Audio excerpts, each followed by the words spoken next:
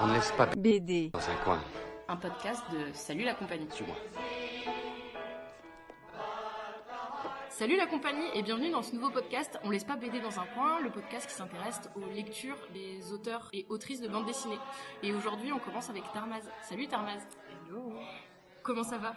Eh ben, ça va super. Alors, est-ce que tu peux te présenter rapidement?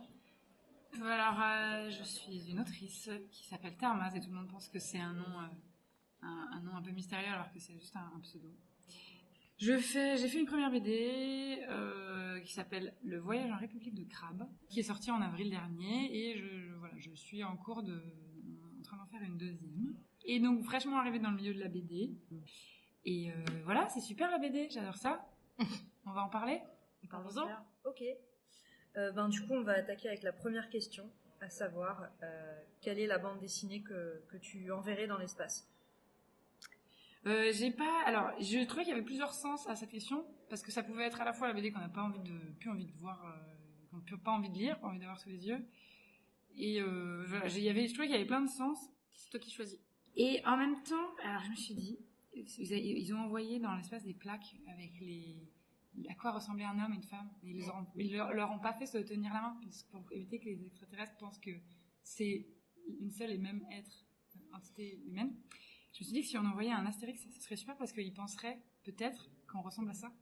Si jamais l'humanité était détruite et qu'ils découvraient ça, ils se diraient il ressemble à ça. Et du coup, je me suis dit que ce serait une bonne chose.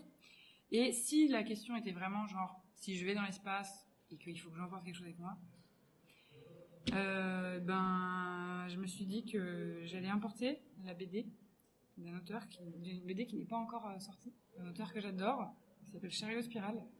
Je ne suis pas du tout objective avec ça, qui s'appellera donc le meilleur dessinateur de tous les temps.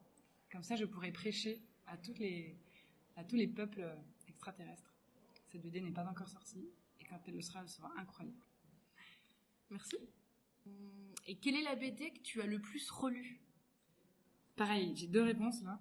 J'ai la réponse honnête, et la réponse un peu... voilà. Ok. Pas à mentir. Choisis ou La les deux. BD que j'ai le plus relue, c'est une BD quand j'étais petite, que ma mère m'a offert, et c'était la Bible en BD. Et alors, wow. je crois que c'était l'Ancien Testament. Et il y avait toutes ces histoires hyper bizarres, avec des malédictions et des trucs comme ça. Et du coup, c'était dessiné de façon hyper réaliste. Aujourd'hui, je suis sûre que je trouve ça ignoble, je n'ouvrirai même pas les pages. Mais c'est la réponse honnête. Je pense que la BD que j'ai le plus lue dans ma vie, c'est la Bible en BD. Et de mythologie en BD en fait. Ouais, c'est ça. Mais c'était vraiment, c'était quand même vraiment des bonnes dieuseries. C'était pas si badass que j'essayais de le faire croire. Et actuellement, maintenant que j'ai toute pleine conscience de mes moyens et que je suis capable j'ai un peu plus de discernement, c'est Charasdé de Sergio Topi, qui est une BD que j'ouvre souvent. Je la relis pas en entier, mais je l'ouvre tout le temps pour dire comment il a fait là déjà. Oh, c'est vraiment très beau. Oh oui. Du coup, c'est cette BD là que je feuillette le plus régulièrement actuellement. Merci. Tu sais qu'on est très porté sur tout ce qui est médaille de champion. Donc, quelle est la bande dessinée à qui tu remettrais justement une médaille de champion? La BD à qui je donnerai la médaille de champion est la BD qui s'appelle Papas au glu, qui est de Simon Spruit, aux éditions même pas mal, car elle comporte 100% des choses que j'aime, et c'est dessiné à l'encre d'un style un peu médiéval, donc voilà, c'est très improbable de ma part d'aimer ce genre de choses. Si on connaît un peu ce que je fais, on se dit c'est hyper cliché, voilà, genre il y a des sorcières, il y a des chevaliers, c'est dessiné de façon médiévale, un peu naïf et tout. Et l'histoire est trop drôle et un peu bête, et voilà, j'adore ça. C'est sorti comme ça. C'est sorti il y a 2 ans. Merci. Et est-ce qu'il y a une BD qui t'a donné envie de faire de la BD? C'est vrai que l'envie de faire la BD, à la base, c'était plutôt pour faire comme mes amis, pour me sentir vraiment appartenir à ce groupe et ne pas en être exclu.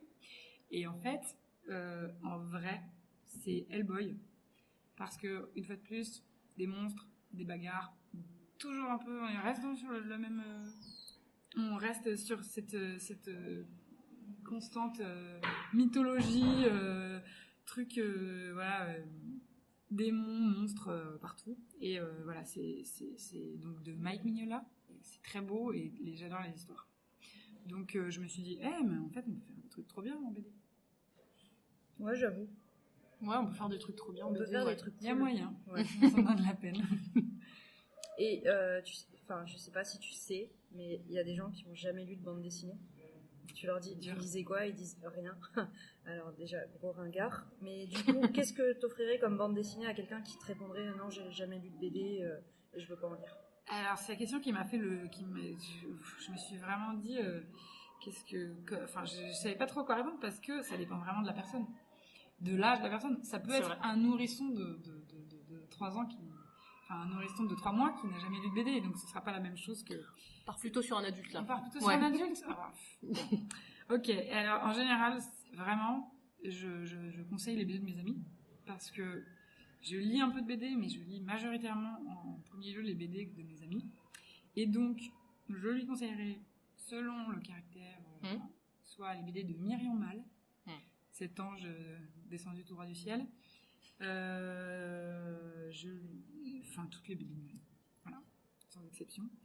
Les BD de Mortis Ghost, qui s'appellent Docteur Cataclysme, qui sont très belles et drôles, ainsi que les BD de Hello Sterve, Elodie Chanta, Merveille sur Merveille. Voilà, ces 3 personnes qui font des BD qui sont sans doute dans mon entourage des personnes qui m'influencent le plus. En plus de ça, quand j'en parle, quand je les conseille aux gens, c'est comme si je fais de la pub à mes amis, donc j'adore quoi. Des belles personnes. Voilà, une personne magnifique. Et enfin, la dernière, est-ce que tu lis les jours un peu où t'es un peu triste? Alors, je pense que je lis pas de BD en vérité quand je suis triste. Je mange des cochonneries devant Netflix comme beaucoup de gens. Mais en vérité, si je devais le faire, si je devais lire de la BD quand je suis triste, je lirais n'importe quelle BD de Anouk Ricard. Car mignon personnage, adorable, gag à gogo. Voilà. Comment être triste après avoir lu n'importe quelle chose de Anouk Ricard? Je pense que c'est impossible. Ouais, tu prends un truc pour te relever, quoi, voilà. Pour être moins triste. Ouais, un truc qui t'enfonce moi, dans... je suis pas une sad girl. Ouais. Tu n'entretiens pas la tristesse. Je l'entretiens pas. Je la détruis à grands coups d'Anouk Ricard. Voilà. C'est parfait. Excellent. Eh ben, merci Tarmas d'avoir accepté de participer au premier numéro de On laisse pas BD dans un coin. Merci à vous. Puis pour aller plus loin, n'hésitez pas à aller voir ce que fait Tarmaz sur les internets. Elle est sur Instagram et sur Twitter.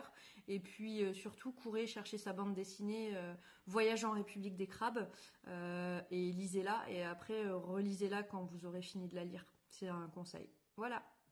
Et on se retrouve bientôt avec un nouvel auteur ou une nouvelle autrice pour connaître tous ces petits secrets. Ces petits secrets de fabrication. C'est ça. Ce qu'il lit quand il est tristou, etc. Par exemple. À la prochaine. Salut la compagnie. On était pratiquement raccord. Trop bien.